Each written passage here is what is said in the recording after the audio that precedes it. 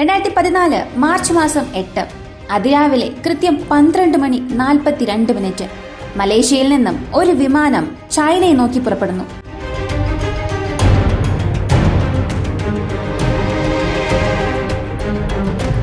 എല്ലാവരും വളരെ സന്തോഷത്തിലാണ്. ഒരു ഫസ്റ്റ് ഓഫീസർ, അയാൾക്കൊരു ട്രെയിനിങ്, ആ ട്രെയിനിങ് നൽകുന്ന കമാൻഡർ, കൂടാതെ 10 ക്രൂ മെമ്പേഴ്സ്, 200-ലധികം യാത്രക്കാർ, അതിൽ 5 കുഞ്ഞുങ്ങൾ. അന്നത്തെ ദിവസം രാത്രി വളരെ മനോഹരമായിരിക്കും എന്ന് ചിന്തിച്ചാണ് എല്ലാവരും ആ വിമാനത്തിലേക്ക് കയറിയത്.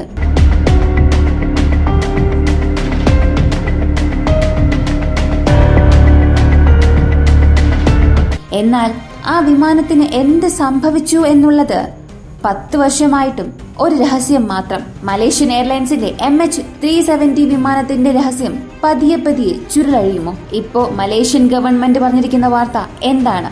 ഇതിന് പുറകിലുള്ള സത്യങ്ങൾ, തിയറീസ് അല്ലെങ്കിൽ സങ്കല്പങ്ങൾ എന്തെല്ലാം?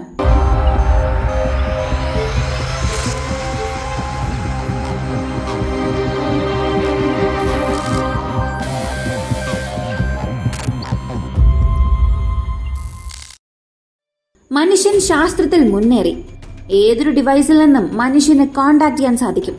സാറ്റലൈറ്റിൽ നിന്നും റിമോട്ട് ഏരിയാസ് ഏതായാലും, അത് മരുഭൂമി ആയാലും അന്റാർട്ടിക്ക ആയാലും എവിടെയായാലും മനുഷ്യന് കാണാൻ സാധിക്കും. എല്ലാ സ്ഥലങ്ങളിലും മനുഷ്യൻ അയക്കുന്ന സിഗ്നൽസ് ലഭിക്കും. ഭൂമിയിൽ ഏതിടവും മനുഷ്യന്റെ കണ്ണിൽ നിന്നും രക്ഷപ്പെടില്ല.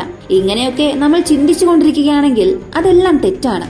ആ തെറ്റിനെ നമുക്ക് വീണ്ടും ഓർമ്മപ്പെടുത്തുന്ന ഒരു പാഠമാണ് ഈ മലേഷ്യൻ എയർലൈൻസ് MH370 എന്ന വിമാനത്തിന് എന്ത് സംഭവിച്ചുവെന്ന മിസ്റ്ററി. ഞാൻ ഇതിനകം പറഞ്ഞതുപോലെ 12:42 മലേഷ്യയിലെ കോലാലംപൂരിൽ നിന്നും തിരിച്ച വിമാനം ബീജിംഗിലേക്ക് വന്നിരിക്കണം. എന്നാൽ വിമാനം പുറപ്പെട്ടത് കൃത്യം സമയത്തായിരുന്നു. പക്ഷേ വന്നിറങ്ങേണ്ട സമയത്ത് വന്നോ എന്ന് ചോദിച്ചാൽ ഇല്ല.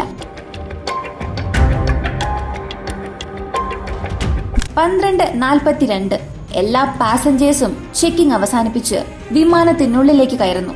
38 മലേഷ്യക്കാർ, ബാക്കിയുള്ളവർ മറ്റ് പല രാജ്യങ്ങളിലുള്ളവർ. ഇന്ത്യ, ന്യൂസിലാൻഡ്, ഇങ്ങനെ പല രാജ്യങ്ങളിലുള്ളവരാണ്. മൊത്തം 220-ൽ കൂടുതൽ പേർ വിമാനത്തിൽ യാത്ര ചെയ്യുന്നുണ്ടായിരുന്നു. അതിൽ 5 കുഞ്ഞുങ്ങളും.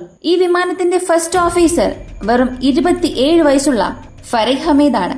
ഇദ്ദേഹത്തിന് ഇതൊരു ട്രെയിനിങ് സെക്ഷൻ. ഈ ട്രെയിനിങ് സെക്ഷൻ എന്ന് പറയുമ്പോൾ ഫസ്റ്റ് ഓഫീസർക്ക് ട്രെയിനിങ് കൊടുക്കുന്ന വ്യക്തി, അദ്ദേഹത്തിന്റെ വയസ്സ് 53. പേര് സഹരിയ അഹമ്മദ് ഷാ. ഈ സഹരിയ അഹമ്മദ് ഷാ എന്ന വ്യക്തി മലേഷ്യയിലുള്ളയാളാണെങ്കിലും അദ്ദേഹത്തിന് 2 വീടുകളുണ്ട്.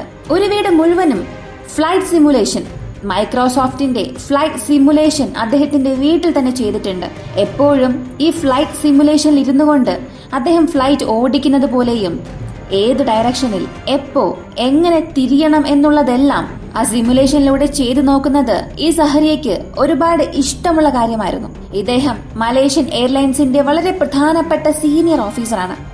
ഇവർ 2 പേർ മാത്രമല്ല, 10 ക്രൂ മെമ്പേഴ്സുമുണ്ട്. ഫസ്റ്റ് ഓഫീസറായ ഫരീഖ് വിമാനം ഓടിച്ചുകൊണ്ടിരിക്കുമ്പോൾ റേഡിയോ ഹാൻഡിൽ ചെയ്യുന്നത് സഹരിയയാണ്. സഹരിയ റേഡിയോ ഹാൻഡിൽ ചെയ്യുന്നതും വളരെ വ്യത്യസ്തമായിരുന്നു. കൃത്യം 1 മണി 1 മിനിറ്റ് ഈ സമയം സഹരിയ റേഡിയോ എടുത്ത് അവിടെയുള്ള യാത്രക്കാരോട് ഒരു കാര്യം പറഞ്ഞു. നമ്മൾ 35,000 അടി ഉയരത്തിൽ പറക്കുകയാണ്. വളരെ എളുപ്പത്തിൽ തന്നെ നമ്മൾ വിയറ്റ്നാം എത്തുമെന്ന്. അപ്പോ ഇവരുടെ ഈ യാത്രയെ അടിസ്ഥാനമാക്കി നോക്കിയാൽ നേരെ മലേഷ്യയിൽ നിന്നും ഈ വിമാനം തിരിക്കുന്നു. വിയറ്റ്നാം വഴി ചൈനയിലേക്ക് പോകണം. 1:01 ഇങ്ങനെ ഒരു അറിയിപ്പ് നൽകി. അടുത്ത് ഒരു 10-11 മിനിറ്റ് കഴിഞ്ഞ് ഈ വിമാനത്തിനും മലേഷ്യൻ കൺട്രോൾ സ്റ്റേഷനും ഇടയിൽ ഒരു കമ്മ്യൂണിക്കേഷൻ വരുന്നു. മലേഷ്യൻ 370 കോണ്ടാക്ട് ഹോ ചി മിൻ 120.9 ഗുഡ് നൈറ്റ്. ഇങ്ങനെയായിരുന്നു ആ മെസ്സേജ്. മറുവശത്ത് സഹരിയ അതിന് മറുപടി കൊടുത്തു, ഗുഡ് നൈറ്റ് മലേഷ്യൻ 370. ഇതായിരുന്നു അവസാനത്തെ മെസ്സേജ്. അടുത്ത് വിയറ്റ്നാമിലുള്ള ഹോ ചി മിൻ എന്ന കൺട്രോൾ സ്റ്റേഷനുമായി നിങ്ങൾ കോണ്ടാക്ട് ചെയ്യുക എന്നുള്ളതായിരുന്നു അവർക്ക് ലഭിച്ച അവസാന മെസ്സേജ്. അങ്ങനെയെങ്കിൽ ഈ വിയറ്റ്നാമിലുള്ള കൺട്രോൾ സ്റ്റേഷനിൽ അവിടെയുള്ള റഡാസിൽ ഈ മലേഷ്യൻ MH370 അപ്പിയർ ആയിട്ടുണ്ടാകണം. അതെ, അവിടെ വന്നിട്ടുണ്ടായിരുന്നു. എന്നാൽ വന്ന ആ വിമാനം ഒരല്പസമയത്തിൽ തന്നെ ആ റഡാറിൽ നിന്നും മറഞ്ഞു.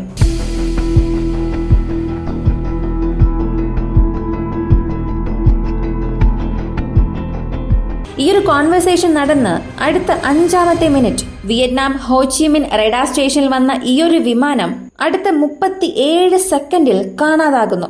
വിയറ്റ്നാം കൺട്രോൾ സ്റ്റേഷനിലെ എല്ലാവരും ഭയപ്പെടുന്നു. ഈ വിയറ്റ്നാമിനും മലേഷ്യയ്ക്കും ഇടയിൽ ഒരു എഗ്രിമെന്റ് ഉണ്ട്.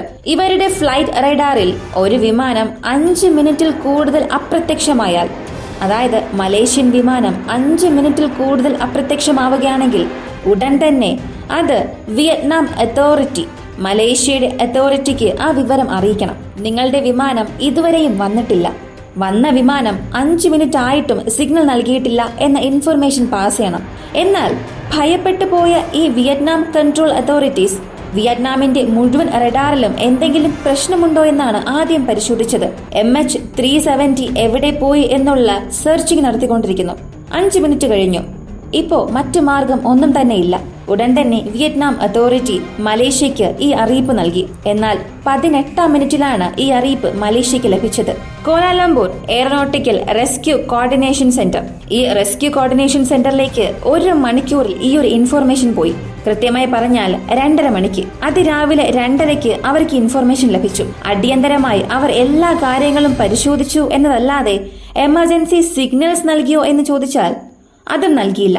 4 മണിക്കൂറിന് ശേഷം കൃത്യം 6:32 അപ്പോ ഒരു എമർജൻസി സിഗ്നൽ മലേഷ്യൻ എയർലൈൻസ് 370 കാണാൻ ഇല്ല എന്ന് പറഞ്ഞ് ഒരറിയിപ്പ് കൊടുത്തു. വിയറ്റ്നാം വഴി ബീജിംഗിലേക്ക് പോകാനിരുന്ന ഈ ഒരു വിമാനം തീർച്ചയായും തെക്ക് ചൈന കടലിൽ എവിടെയോ ഈ വിമാനം വീണിട്ടുണ്ടാകും എന്ന് ഊഹിക്കുന്നു. അങ്ങനെ ആദ്യഘട്ട അന്വേഷണം തെക്ക് ചൈന കടലിനെ തേടിപ്പോയി. ഇത് സാധാരണ ഒരു തിരച്ചിലേ അല്ലായിരുന്നു. ഏകദേശം 36 കപ്പലുകൾ, 28 എയർക്രാഫ്റ്റ്, 7 രാജ്യങ്ങൾ ചേർന്നാണ് ഈ ഒരു മലേഷ്യയുടെ MH370 എന്ന വിമാനത്തെ തിരയുന്നത്. ഇത് 2014 ആരംഭിച്ചതെങ്കിലും 2017, 2019, 2020, 2024 ഇങ്ങനെ 10 വർഷങ്ങളായി ഈ തിരച്ചിൽ നടന്നുകൊണ്ടിരിക്കുകയാണ്. എന്നാൽ ഏതെങ്കിലും ഒരു തെളിവ് ലഭിച്ചോ എന്ന് നോക്കിയാൽ ചെറിയ ചെറിയ സ്പെയർ പാർട്സ് ലഭിച്ചിട്ടുണ്ട്. എന്നാൽ അത് MH370യുടേതാണോ? എന്തുകൊണ്ട് ആ വിമാനം അപകടത്തിൽപ്പെട്ടു? എങ്ങനെ ആ വിമാനം അപകടത്തിൽപ്പെട്ടിട്ടുണ്ടാകും എന്നുള്ളത് വലിയൊരു സംശയം തന്നെയാണ്. അങ്ങനെയൊന്നും തന്നെ ഇല്ല. വിയറ്റ്നാമിലേക്ക് വന്നു, ഹോച്ചിമിൻ കൺട്രോൾ സെന്ററിൽ അതിന്റെ സിഗ്നൽ പോയി എന്നും പറഞ്ഞു. അപ്പോ വിയറ്റ്നാം പ്രദേശത്ത് തന്നെ അത് ഉണ്ടാകണമല്ലോ എന്ന് ചോദിച്ചാൽ അവിടെയാണ് ഒരു ട്വിസ്റ്റ് വരുന്നത്. മലേഷ്യൻ ഗവൺമെന്റ്, ചൈന, വിയറ്റ്നാം ഇവർ എല്ലാവരും തെക്ക് ചൈന കടലിൽ അവരുടെ തിരച്ചിൽ നടത്തിക്കൊണ്ടിരിക്കുന്ന ആ സമയം 2-ാമത്തെയോ 3-ാമത്തെയോ ദിവസമാണ് സൈനിക റഡാർ പരിശോധിച്ചത്.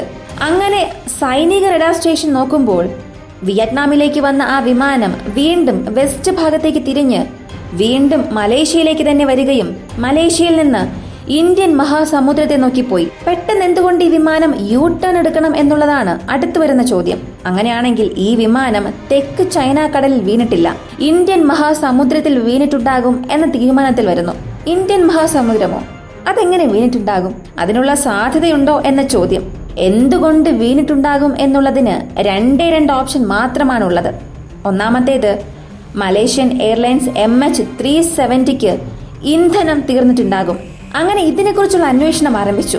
1 മണി 1 മിനിറ്റിന് ആ വിമാനത്തിൽ നിന്ന് വന്ന സിഗ്നൽ, ആ സമയം മുതൽ വിമാനം എത്ര ദൂരം പറന്നിട്ടുണ്ടാകും, അതിലുണ്ടായിരുന്ന ഇന്ധനത്തിന്റെ കണക്ക്, ഇങ്ങനെ മുഴുവൻ കണക്കുകളും എടുത്തു.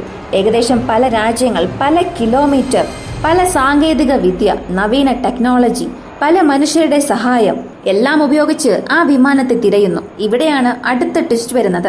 ഒരുപക്ഷെ ഈ വിമാനത്തെ ആരെങ്കിലും ഹാക്ക് ചെയ്തിട്ടുണ്ടാകുമോ എന്നുള്ളതാണ്.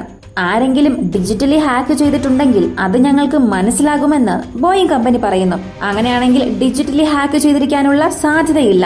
ഇനി ആരെങ്കിലും ഹൈജാക്ക് ചെയ്തിട്ടുണ്ടാകുമോ എന്ന ചോദ്യം വരുന്നു. ഹൈജാക്ക് ചെയ്തിരുന്നെങ്കിൽ ഈ വിമാനത്തെ ഹൈജാക്ക് ചെയ്തത് ഞങ്ങളാണ്, ഞങ്ങളുടെ ഗ്രൂപ്പിന് ഇങ്ങനെയുള്ള കാര്യങ്ങൾ ആവശ്യമാണ് എന്ന് പറഞ്ഞുകൊണ്ട് ഏതെങ്കിലും ഒരു വ്യക്തിയോ ഒരു സംഘടനയോ ഒരു തീവ്രവാദ സംഘടനയോ ഇതിന് പുറകിൽ ഉണ്ടെന്ന സത്യം അവർ അംഗീകരിക്കുമായിരുന്നു. അങ്ങനെ ഒരു അറിയിപ്പ് ലഭിക്കുമായിരുന്നു. അവർ എന്തെങ്കിലും ഡിമാൻഡ് ചെയ്യണമായിരുന്നു. പക്ഷേ ഈ 10 വർഷത്തിൽ അങ്ങനെ ആരും ഈ സത്യം അംഗീകരിച്ചതേയില്ല. അപ്പോൾ ഹാക്കിംഗ്, ഡിജിറ്റൽ ഹാക്കിംഗ് സംഭവിച്ചിട്ടില്ല, ഹൈജാക്കിങ്ങും അവിടെ സംഭവിച്ചിട്ടില്ല. മൂന്നാമത്തേത്, എല്ലാവർക്കുമുള്ള ഒരു സംശയം, ഈ സഹേറിയ 53 വയസ്സുള്ള കമാൻഡർ, അദ്ദേഹം ആത്മഹത്യ ചെയ്തിട്ടുണ്ടാകുമോ എന്നുള്ളതാണ്. അദ്ദേഹമാണോ ഈ വിമാനത്തെ അപകടപ്പെടുത്തിയത് എന്നുള്ള ചില തിയറികളും വരുന്നുണ്ട്. ഈ തിയറി വരാനുള്ള കാരണം സഹേരിയുടെ വീടിലേക്ക് അദ്ദേഹത്തിന് 2 വീടുണ്ട്. അതിൽ ഒരു വീട്ടിൽ ഫ്ലൈറ്റ് സിമുലേഷൻ ഉണ്ട്.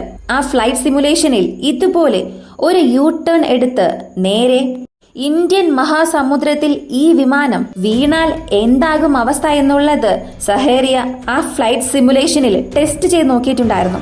അങ്ങനെയാണെങ്കിൽ സഹേരിയ അന്ന് റീക്രിയേറ്റ് ചെയ്തിട്ടുണ്ടാകണം. ഫ്ലൈറ്റ് സിമുലേഷനിൽ അദ്ദേഹം കാണിച്ച അതേ കാര്യങ്ങൾ ഒറിജിനൽ വിമാനത്തിലൂടെ അദ്ദേഹം റീക്രിയേറ്റ് ചെയ്തിട്ടുണ്ടാകും എന്നുള്ള തിയറീസും പറയുന്നു.